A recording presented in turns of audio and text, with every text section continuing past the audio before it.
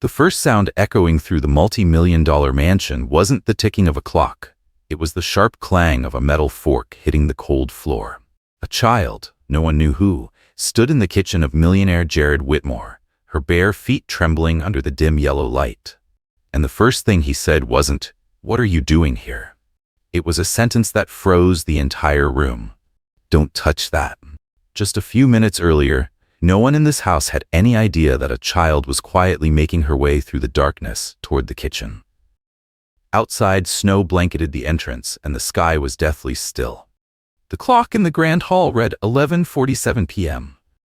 The mansion stood isolated on the northern outskirts, where no neighbor was close enough to hear the faint footsteps of a little girl trying not to make a sound. Mira Collins, 9 years old, carefully pushed open the side kitchen door. The gust of wind that rushed in felt like a warning. She pulled her faded old hoodie tighter, sleeves long enough to swallow her tiny hands.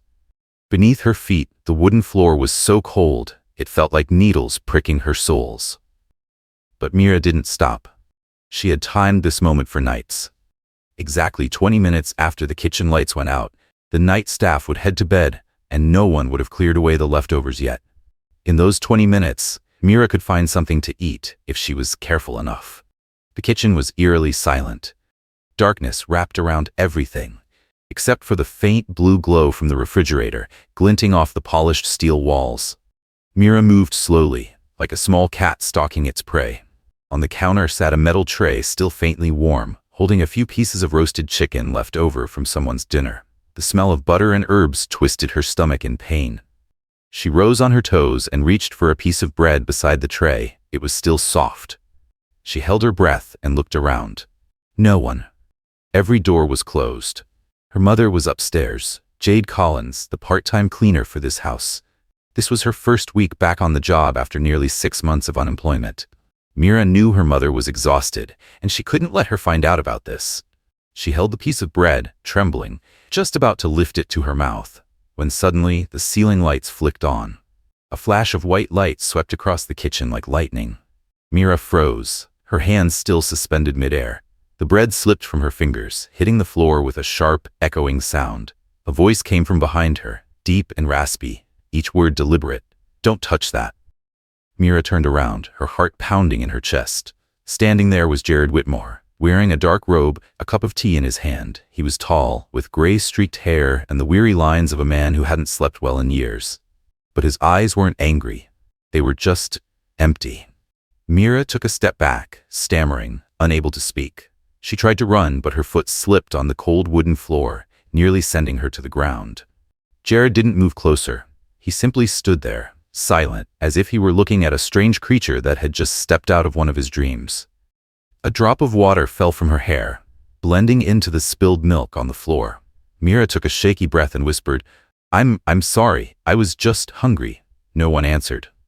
Jared set his teacup down on the counter.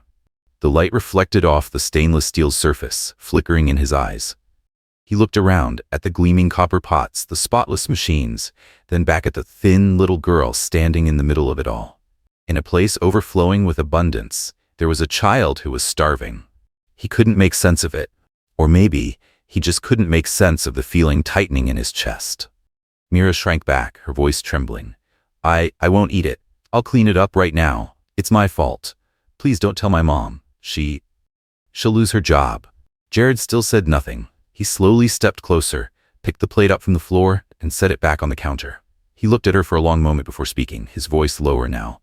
"It's cold, isn't it?" Mira nodded, but didn't dare answer. He walked to the corner of the room and dimmed the lights, leaving only a single warm yellow bulb glowing. Then he sat down on a chair near the kitchen counter, his cup of tea still steaming. The girls stared at him, unsure of what to do. No one said a word, but in that silence, Mira felt something strange. The man didn't seem to want to send her away. Outside, the snow kept falling, whispering softly like the night's long breath. The clock ticked over to 11:58. Mira still stood frozen in place, her bare feet numb with cold. Jared's gaze lingered on one small detail, the worn hair tie around the girl's wrist, something that looked like it had been cut from a hospital uniform. He narrowed his eyes, not sure why he noticed it, but that feeling would stay with him for many days to come. Jared was still sitting on the old wooden chair by the kitchen when Mira timidly backed toward the wall. The ceiling light cast two uneven shadows across the floor. He couldn't quite remember the last time someone else had been awake with him at this hour, let alone what it felt like to have a child in the house, softening the cold silence. It had been 3 years since Lydia's death. Pancreatic cancer, the kind that never warns you. One day she was sitting in her chair, reading their son's thesis draft. The next, she was motionless in a hospital recovery room.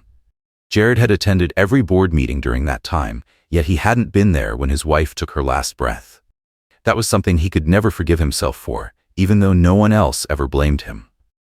Since then, his sleep had shattered into fragments, like pages of an old newspaper no one wanted to read anymore. Every night, Jared brewed chamomile tea, a habit Lydia had left behind. The scent calmed his nerves, and sometimes he let himself believe it still carried a trace of her. Tonight was no exception. But when he stepped into the side kitchen, he noticed the door was unlocked, something that had never happened before. Not in this house, where every system ran like a 5-star hotel. On time, on schedule, by the book. And then he saw Mira. She stood frozen, hands clutching the hem of her hoodie, eyes wide as if she'd just seen a ghost. And maybe in this house that's exactly what he was. A ghost wandering through rooms filled with old memories, appearing only at midnight. Jared didn't shout. He didn't question her. He didn't even move closer right away. He just looked. The small, thin girl in an oversized hoodie, crumbs clinging to her cheek. She looked like she'd come from a place without light, searching for something left behind from someone else's dinner. He had spent his life surrounded by negotiations, contracts, investments, and strategies. But in that moment, he had no words that fit. Mira trembled, her voice as thin as a thread. "My mom's cleaning upstairs. I was hungry. I didn't want to get caught. She'll lose her job.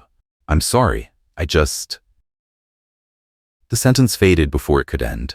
Jared stayed silent. He walked to the tray of leftovers still sitting on the counter, picked up the chicken and the bread, and placed them in the microwave. As the machine hummed softly, he opened a cabinet and took out a clean plate. When the food was warm again, he carefully set it on the plate, placed it on the table, pulled out a chair, and looked back at Mira. "Sit down, eat properly." Mira didn't move. She stood there frozen, her hands clenched tight at her sides, eyes fixed on the plate like it might be a trap. Jared exhaled quietly, then stepped out of the kitchen. He pressed the wall phone and dialed the internal line for the house manager. His voice was low but firm. "I'm in the main kitchen. No one comes in here for the next hour. No exceptions. Understood?" He didn't wait for a response. He hung up and turned back. Mira was still standing in the same spot. Her eyes had begun to fill with tears, and her lower lip trembled. "I didn't call security. I didn't call your mother. I just told you to sit and eat." Mira hesitated, then slowly stepped toward the table. She sat on the edge of the chair, legs pressed together, hands resting neatly on her knees, like a student waiting for punishment. Jared didn't sit with her. He stood a few steps away, simply watching.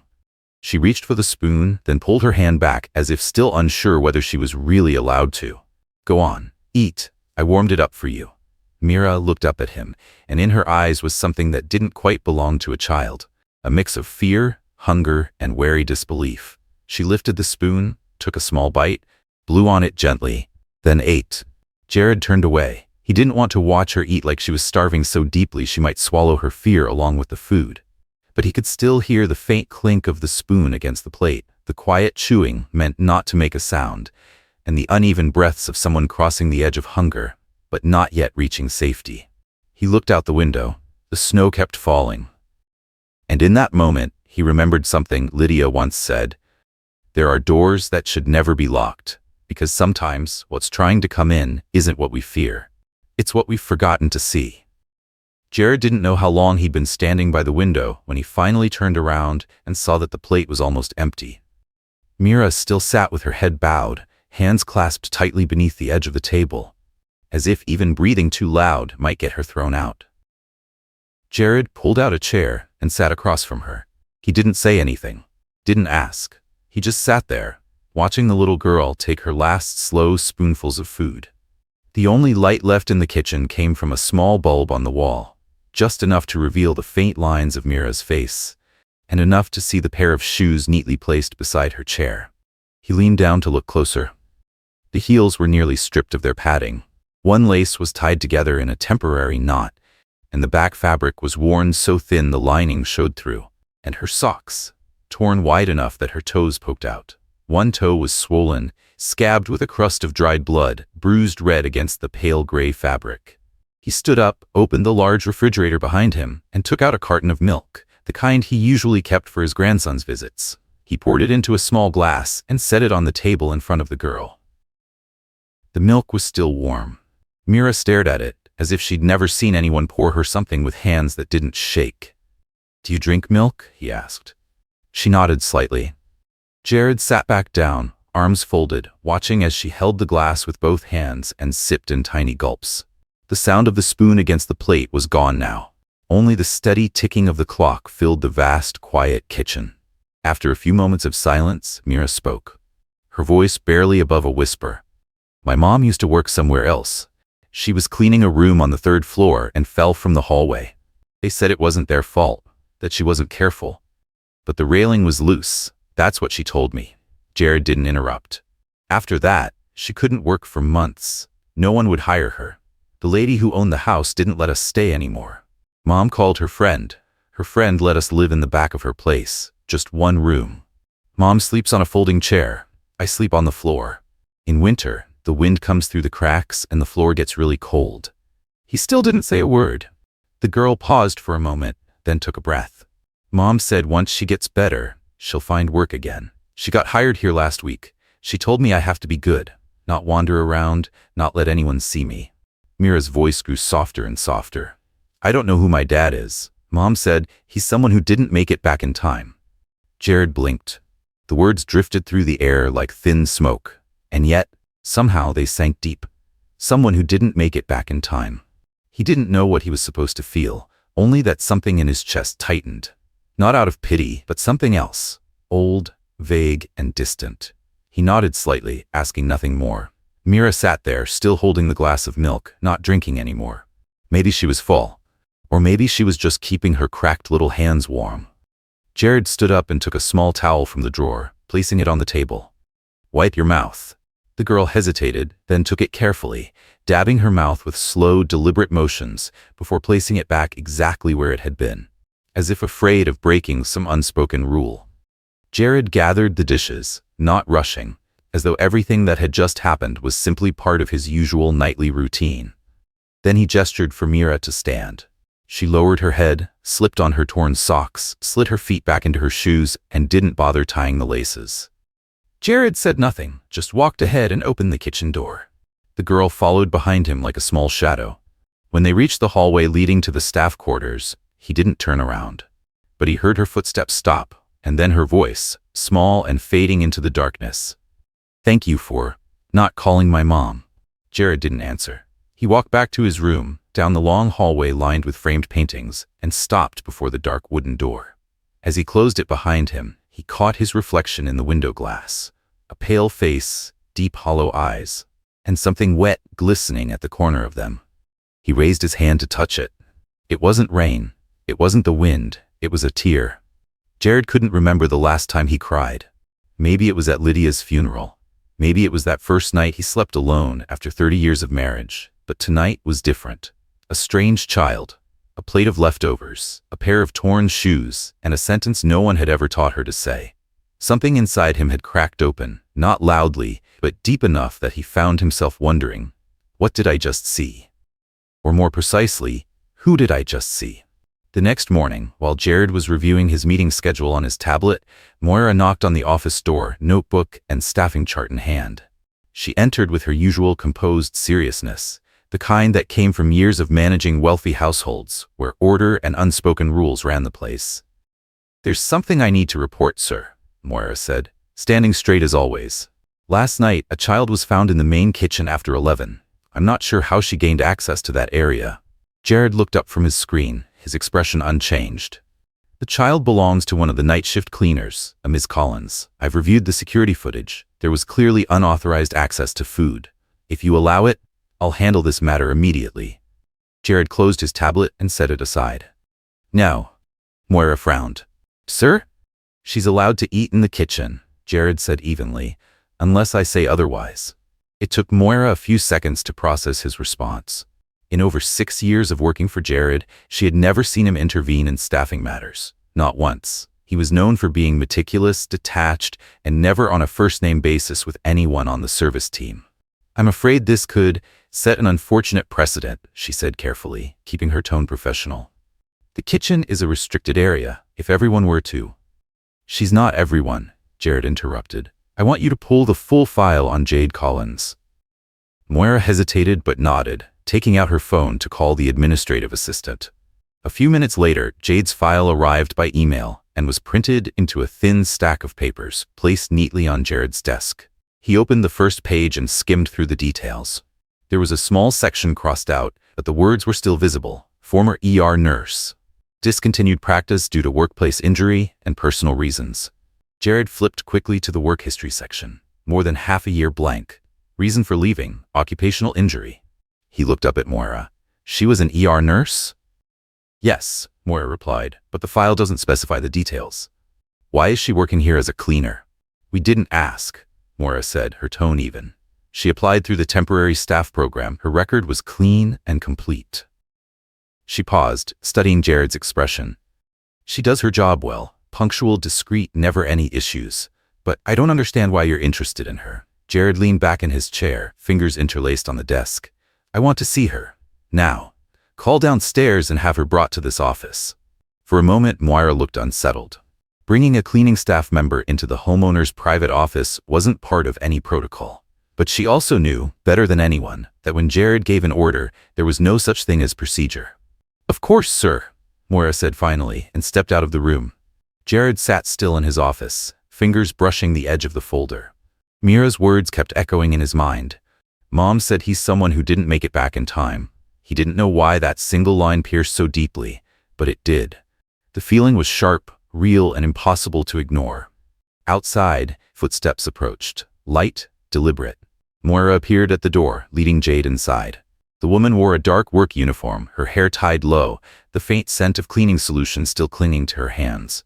She stopped at the threshold, tense, not daring to cross it. "Sir," she began quietly, "Miss Moira said you wanted to see me. If I've done something wrong, I'm sorry. I'll leave right away if you ask me to." "Come in," Jared said. "Sit down. I didn't call you here to fire you." Jade hesitated for a few seconds, then stepped forward and sat on the edge of the chair opposite him. Her hands were clasped together, as though she were hiding something small in her palms. Jared studied her silently. The posture, steady, controlled, belonged to someone used to working under pressure. The eyes, alert, watchful, were those of someone who'd once faced life and death without flinching. But now, there was something else in them. A quiet look of a person trying to hide from herself. She didn't understand why the master of the house had personally summoned her to his office, let alone why he'd pushed a cup of hot tea toward her and gestured for her to sit. No employee in the mansion had ever seen Jared Whitmore serve anyone anything with his own hands. "Thank you, sir, but that's not necessary," Jade said softly, her voice hoarse. "I just came to apologize. I told my daughter never to go near the kitchen. Last night I was too tired and didn't notice. Please deduct it from my pay this month, or I can resign if it's causing you any trouble." Jared sat across from her, the light from the window cutting across his shoulder, half his face lost in shadow. He tapped his fingers lightly on the desk, no hint of irritation in his expression. "You're really prepared to leave?" "If you think it's necessary, sir." "I didn't say it was necessary," he replied evenly. "I'm asking why you'd accept it so easily." Jade lifted her head slightly, surprised by the question. He leaned back in his chair, his tone calm and deliberate. "I read your file. You used to be an ER nurse. Why didn't you go back to medicine?" The question silenced her. She looked at him for a few seconds, then gave a faint, tired smile. "Because my wrist isn't steady anymore, and besides, they wouldn't take me back." "They wouldn't take you?" Jared repeated quietly. She nodded. "You know about the pileup on the Northway last year, right? It was all over the news for days. I was one of the first people on the scene. I wasn't even on shift. I just happened to be driving by. A tanker had overturned. The fire spread fast. Someone was trapped inside." She drew a breath, steadying herself before continuing. "I didn't think. I just ran toward it. I remember smashing the window and pulling a man out. He survived, but a steel bar swung down and hit me, broke my wrist, burned part of my shoulder. She paused then, her voice softening. I thought the hospital would help me file a workplace injury claim, but they didn't. They said I intervened without authorization, that I wasn't on the schedule, so it didn't count as an occupational injury. I wasn't officially on duty, so I wasn't covered by their insurance. I tried explaining that I was just trying to save someone, but in their system, just trying to save someone isn't an official category. Jared sat silently across from her, eyes fixed on her face, saying nothing. Then she continued, her voice quieter now. No hospital would take me after that. They were afraid of liability issues. I applied to 3 different places, all rejections. One didn't even bother to respond. I lost my job, my insurance, and eventually my home. Mira had to drop out of school for 3 months because I couldn't afford the tuition. The room went still. Only the slow ticking of the clock filled the silence. You don't have to tell me this if it's painful, Jared said at last, his voice lower than usual, distant. It's all right, Jade replied, eyes lowered to the untouched cup of tea. I've practiced saying it to myself so many times. The more I talk about it, the easier it gets. I don't regret what I did. The man I pulled out, he lived. He has a wife and kids. They sent a thank you letter. I guess that's enough. Jared said nothing. His gaze fell to her right hand, her wrist wrapped in a thin bandage, the skin beneath faintly bruised. It wasn't hard to notice how every small movement made the tendons tense, as though something inside still clenched tight. He leaned back slightly, his voice slow and deliberate. You worked in the emergency room. I assume you understand the difference between someone who survived and someone who's still alive, don't you? Jade nodded softly. So tell me, Jared said quietly, if you hadn't run into that fire, if you hadn't interfered, you'd probably still be a registered nurse today. You'd have insurance, a home, a normal life. Do you think you'd be living more decently? The question fell between them like the sound of metal hitting the floor. Jade didn't answer right away. She sat still, eyes fixed on the polished wooden desk. The air in the room thickened, heavy and unmoving. At last she spoke, her voice barely above a whisper, but every word clear. Maybe, but I wouldn't call that decent. Being decent isn't about living comfortably. It's about being able to look in the mirror and not feel ashamed for letting someone die right in front of you. Jared stared at her for a long time. A faint breeze drifted through the window, stirring the curtain. A cleaning woman, someone who had once walked straight into fire when everyone else was running away. He had never imagined that anyone in his house carried a story like that. He didn't respond, but his hand, resting on the desk, tightened slightly, as if he just touched something that made his heart tremble, even if he couldn't yet name what it was. After Jade left the room, Jared remained seated for a long while. His hand still rested on the desk, eyes fixed on the closed door, as if something had been left unfinished on the other side. He didn't call for his assistant. He didn't open his computer. He didn't return to the balance sheets waiting for him, the ones he needed to review before the upcoming board meeting. Instead, he stood up, walked to the wooden cabinet by the wall, opened it, and took down a worn, leather-bound album, Lydia's album. He sat back down and opened the first page.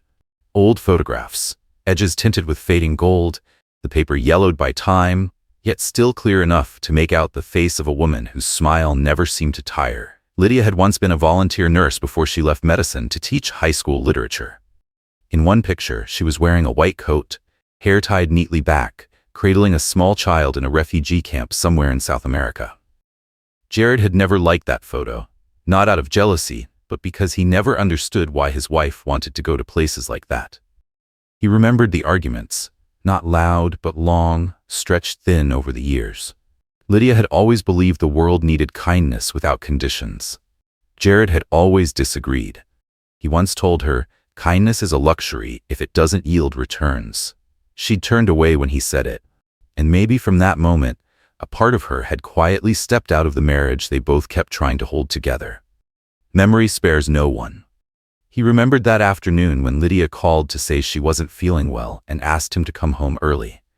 But that day, Jared was in a conference room with Canadian investors. He silenced the call, texted that he'd call her back later, and he never made it back in time. By the time he reached the hospital, Lydia was still no longer waiting for anyone. Jared had forced himself to stay composed, to look as if he could still manage everything. But that night, he sat alone in the library, every light on, a glass of whiskey in hand, and couldn't take a single sip. He lived the next 3 years like that, surrounded by lit rooms and empty meetings, until the night a hungry child stole leftovers in his kitchen. Jared closed the album and stood up. He wasn't entirely sure what he was doing, but his feet carried him out of the office, down the long hallway toward the grand library at the far end of the house. He opened the door, turned on the lights, and picked up the intercom phone. "Send Mira to the library. Now." About 10 minutes later, Mira appeared. She was still wearing her old hoodie, hands tucked in the pockets, her small steps cautious, as if she were entering a forbidden place. No one had ever been allowed into this room before, not because it was sacred, but because it had once been Lydia's space. Yet tonight, it felt strangely right that Mira was here, standing among the hundreds of books Lydia used to love. "Do you know how to read?" Jared asked. "Yes, sir." Mira nodded. He walked to one of the shelves and pulled down a worn fabric-bound book. Lydia had used to read this one aloud to her students at the local high school. Jared placed it on the table but didn't open it. "Would you like to eat here every evening?" he asked. "With me?" Mira's eyes widened. She seemed unsure if she'd heard him correctly.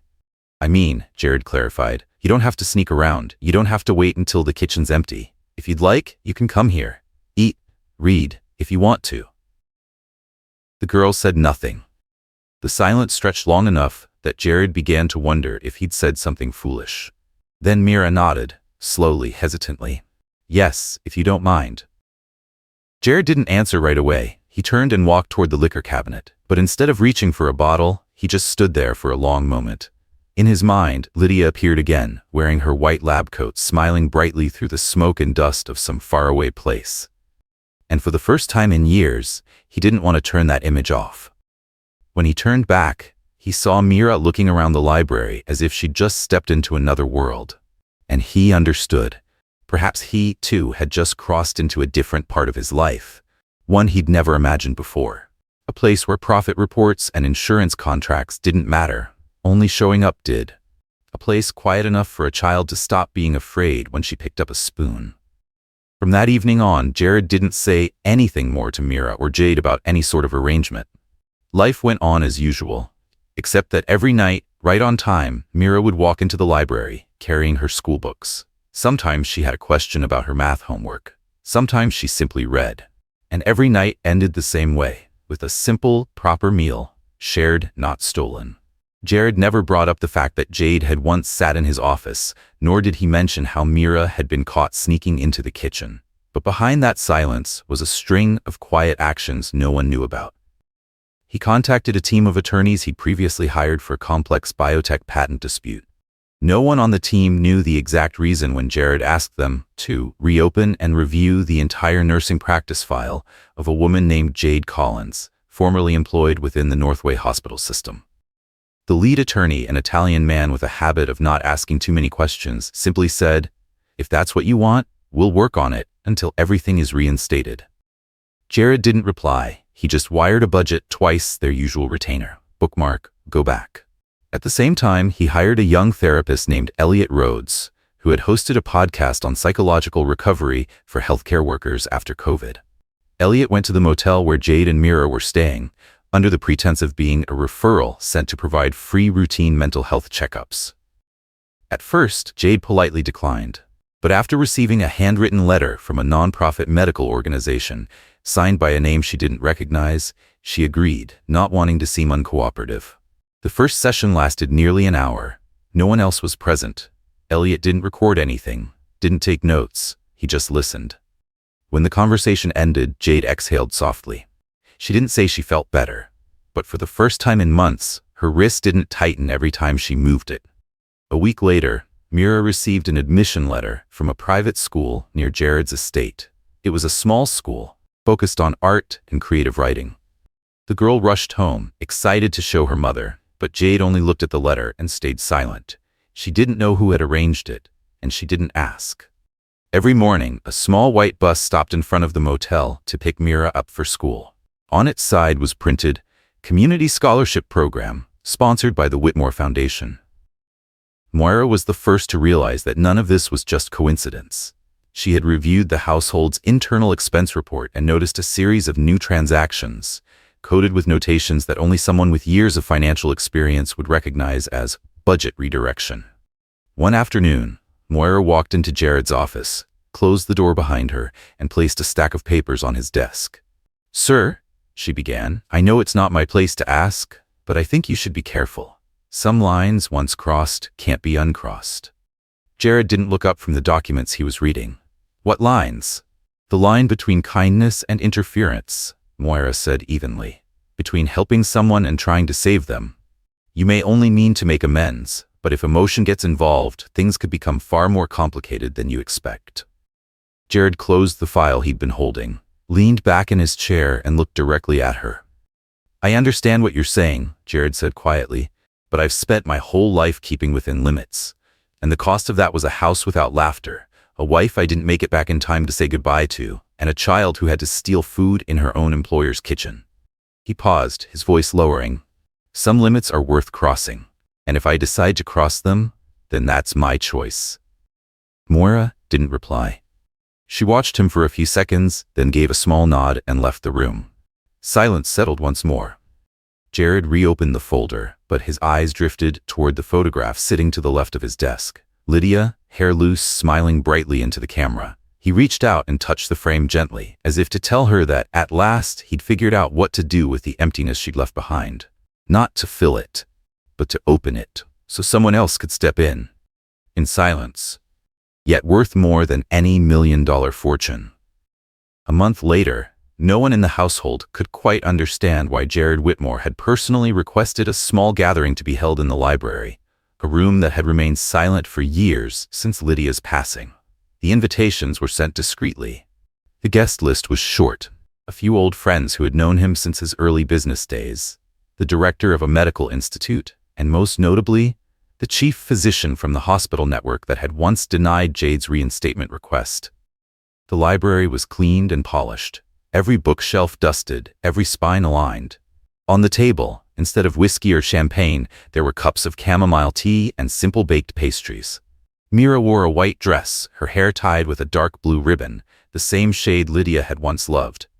She sat on a cushioned chair by the fireplace, holding a stack of handwritten pages, occasionally glancing up at her mother, who was speaking softly with an older man with silver hair, the chief physician.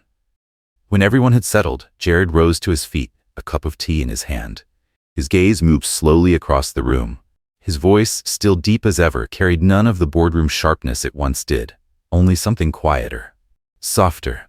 "I invited you all here today," Jared began, his voice steady but warm, "not to talk about business, but to witness something that should have happened a long time ago." His eyes moved toward Jade, who stood quietly by the bookshelf, clearly unaware of what was about to unfold. "Someone once told me," he continued, "that living decently doesn't mean living comfortably. It means choosing to act when everyone else stays silent. Today, I'm proud to announce that Ms. Jade Collins will have her nursing license officially reinstated and will receive an honorary citation from the State Medical Board for bravery beyond the call of duty." The room froze for a heartbeat. Then a single clap broke the silence. It came from the chief physician. He stepped forward, handed Jade an envelope, and gave her a gentle embrace. Jade lifted a trembling hand to her mouth, her eyes brimming with tears. Jared nodded once, then turned toward Mira. "And one more thing," he said. "I believe my young guest here has an essay she'd like to share." Mira clutched her stack of handwritten pages and walked up to the small platform beside the tea table. She took a breath and began to read, her voice small but clear. "My essay," she said, "is called Courage Doesn't Wear a Uniform. I used to think being brave meant not being afraid of anything," Mira began. "But I see my mom cry every night and still get up every morning to go to work. My mom once ran into a burning fire. I think that's brave, but I also think being brave is when someone gives something they don't have to give. I want to thank a friend, a very unusual friend named Jared. The man who didn't call my mom when I was caught stealing food. The man who gave me dinner, a clean spoon, a warm glass of milk, and a place where I could be seen." The girl stopped and looked straight at Jared. "I don't know if you'd call that kindness," she said softly, "but for me, it's the reason I still believe in grown-ups." No one spoke, but in Jared's aged eyes glimmered something that no boardroom had ever seen before. Tears. He turned his head slightly, pretending to adjust his cup of tea. But everyone knew he didn't need a drink just then. The gathering ended in a quiet kind of warmth. No toasts, no noise, no champagne. Only the hush of something deeply human lingering as each guest left the room. And the next day, in Jared's kitchen, a small chalkboard appeared in the service corner. Written in white chalk were the words, 2 special meals, no reservation required. Beneath it, written in smaller letters, were the words, for those who've been hungry. No one ever asked about it. But every night, 2 portions were still placed in the warming oven. Not to show charity, but to remind everyone that some meals can't be priced by any market, and that some wounds begin to heal with nothing more than being seen at the right moment. Sometimes, we don't realize that a small gesture, a clean spoon, a word without blame, a seat at the table, can soften a wound buried deep inside someone's heart. Kindness doesn't need to be loud. It only needs to be timely, true, and meant for the right person. Have you ever been hungry? Not just for food, but for recognition, for a place where you're truly seen. If this story made you think of someone who once crossed your path, or someone whose path you crossed without stopping, tell me in the comments below. And don't forget to hit subscribe so you won't miss more stories that reach the quietest corners of the heart. Thank you for listening, all the way to the end. We appreciate it more than you know.